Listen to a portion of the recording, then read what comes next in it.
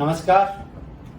आज मैं government of India bonds के बारे में बात करना चाहूँगा, जिनके बारे में पब्लिक में थोड़ा कम नॉलेज है और वो सोचते हैं कि ये बैंक म्यूचुअल फंड ही लगाती होगी।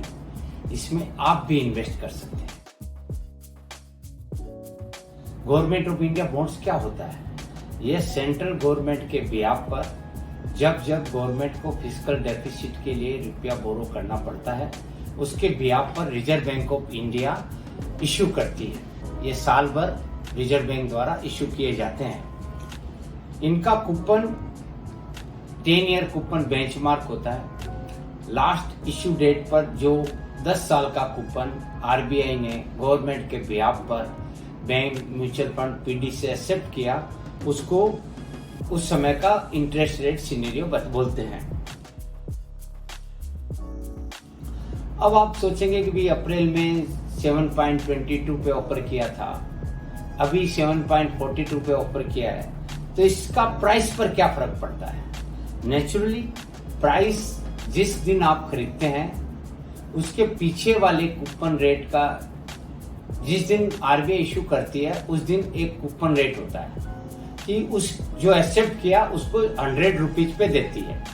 तो अगर अप्रैल में 722 पे दिया है और अभी मार्केट में 742 चल रहा है, तो आपका 100 रुपए का बॉन्ड कुछ डिस्काउंट पे बिकेगा। और अगर 722 में अप्रैल में इशू किया है और अभी 702 है, तो आपका गवर्नमेंट बॉन्ड प्रीमियम पे बिकेगा। मतलब 100 रुपए का 101 रुपया, 101 रुपया 50 पैसा जो भी होता है उस हिसाब से बिकता है। तो यह इंटरेस्ट रेट का फ्लक्चुएशंस बॉन्ड पर फर्क पड़ता है। एक और बात है कि आरबीआई 1 साल 2 साल से लेके 40 साल तक का बॉन्ड मार्केट से बोरो करती है। तो आपको अपनी क्राइटेरिया के हिसाब से, डिमांड के हिसाब से, नीड के हिसाब से आप उतना साल का बॉन्ड ले सकती हैं, जिससे आपको इंटरेस्ट रेट का कोई फर्क नहीं पड़े।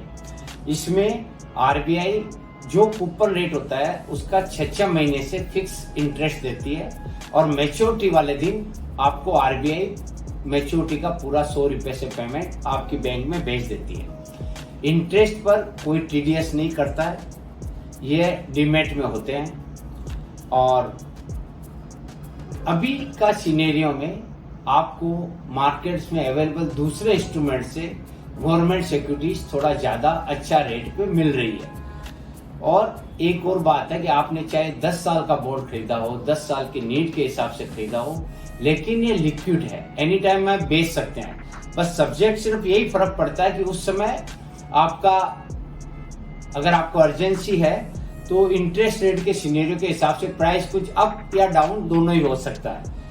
तो आप, और ये बीएससी एनएससी पे आजकल अवेलेबल है, तो आप 1000 रुपये से लेकर के एनी क्वांटम तक अपनी नीड के हिसाब से, अपनी इच्छा के हिसाब से आप खरीद करके इसमें भी आप इन्वेस्ट कर सकते हैं। और ये बहुत अच्छा ऑप्शन है।